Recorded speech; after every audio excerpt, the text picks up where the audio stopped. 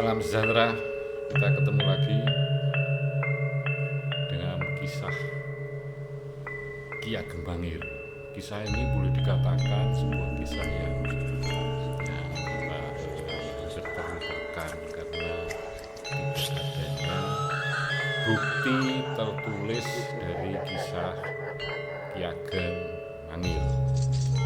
Kisah Ki Ageng Bangir ini diawali dari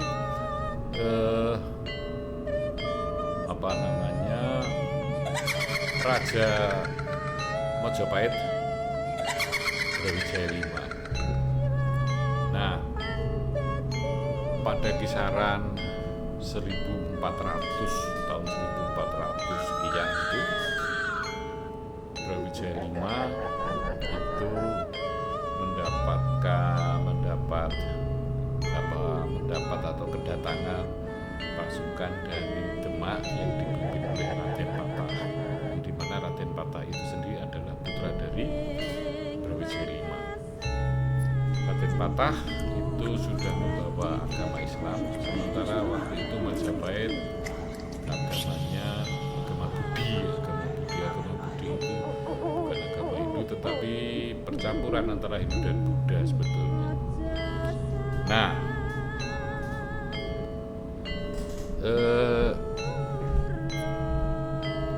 karena terdesak kemudian Brawijaya V itu meninggalkan Majapahit. Tapi sebelum meninggalkan Majapahit dia juga semacam memberi pesan gitu ya kepada putra-putranya. Ada putranya ada yang pergi ke arah timur itu sampai ke Pulau Bali, kerajaan di sana. Kemudian juga ada yang lari ke arah utara, ada yang ke arah barat. Nah, Brawijaya sendiri kemudian pergi ke arah barat, yang sampai akhirnya dia mukso di Wonongobaran atau juga tepatnya di Pantai Ngobaran. Di sana ada situsnya, kapan-kapan kalau mau kita lihat ke sana, situsnya di Wonongobaran. Nah, salah satu hal yang menarik dengan kisah Mangir ini adalah putranya Brawijaya yang namanya Raden Megatsari. Raden Megatsari juga pergi ke arah barat dengan pesan disuruh mencari tanah Partikan Majapahit, yaitu tanah yang menjadi wilayahnya Majapahit yang bebas pajak. Nah, dia Megatsari bersama istri dan satu anaknya bernama Raden Joko itu dengan diiringi beberapa orang yang masih setia dan salah satu anaknya yang bernama Joko Kerindo, yang pada akhirnya Joko Kerindo itu berubah nama menjadi Aryo Panular, yang dalam kisah itu kemudian Aryo Panular meninggal dimakamkan di Desa Mrisi di sebelah barat pabrik gula Madukismo. Nah, maka pergilah Megatsari itu ke arah barat.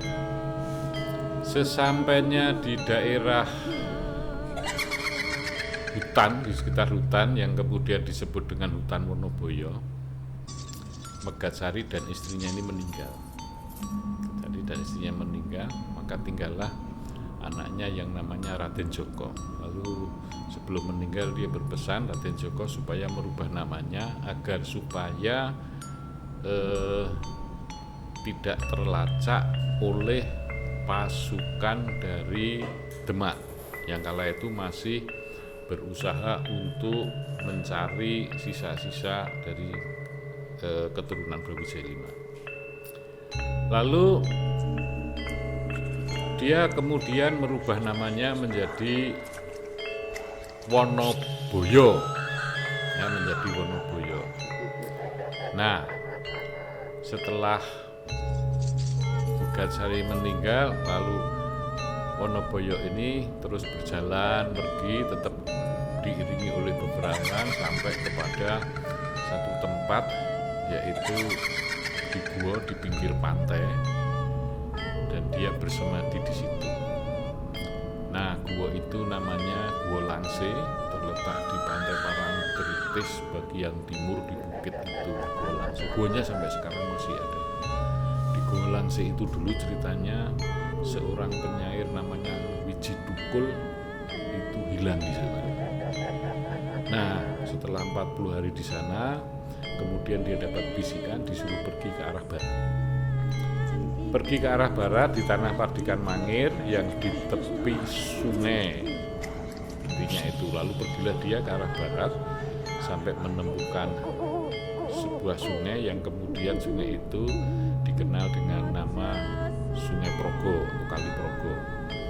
Lalu ada satu tempat di mana kemudian dia bersemadi di situ, dan dalam semadinya itu dia mendapat bisikan, disinilah tempat kamu.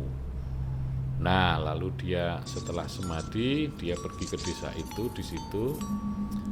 Dan di desa itu sebetulnya pertama kali namanya bukan Desa Mangir, ya. Tapi kemudian oleh Wonoboyo karena di situ banyak pohon mangir. Nah, pohon mangir itu diambil kurang tahu diambil kulitnya atau getahnya atau buahnya untuk bedak untuk kecantikan. Nah, lalu terbentuklah di situ Desa Mangir. Kemudian Raden Djoko yang berubah menjadi Wonoboyo itu di situ bersama masyarakat setempat membangun desa itu dari sisi pertanian. Mengapa masyarakat di situ kemudian bisa mengikuti si Wonoboyo ini untuk pertanian? Karena mereka mengetahui bahwa ini adalah keturunan Mojopahit, sehingga di tanah Majapahit. Nah, perjalanan di situ dan kemudian dia bisa membangun masyarakat di situ dengan baik, dengan sejahtera dari sisi pertanian. Lalu oleh masyarakat disebut dengan Ki Ageng Mangir.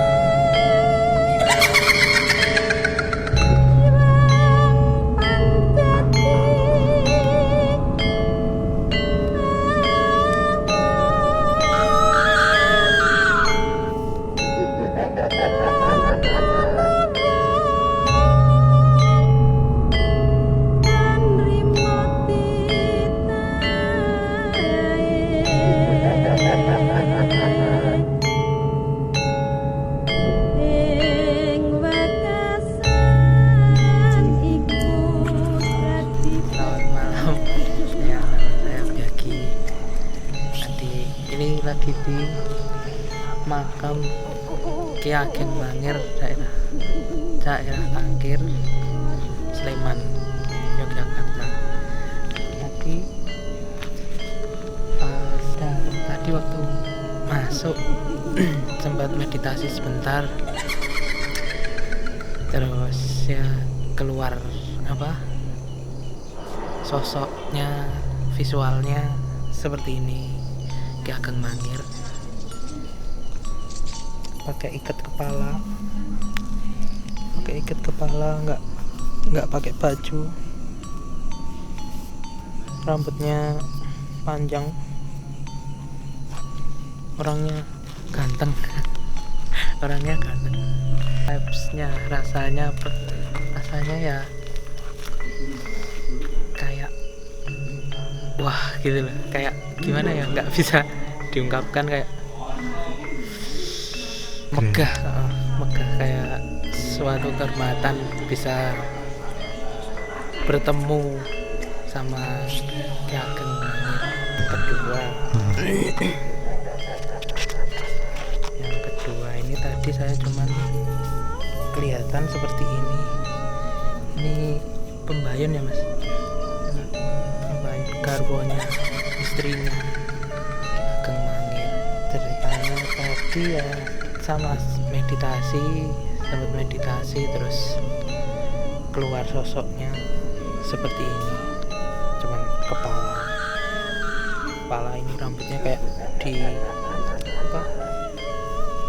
disanggul dicepol kayak gini.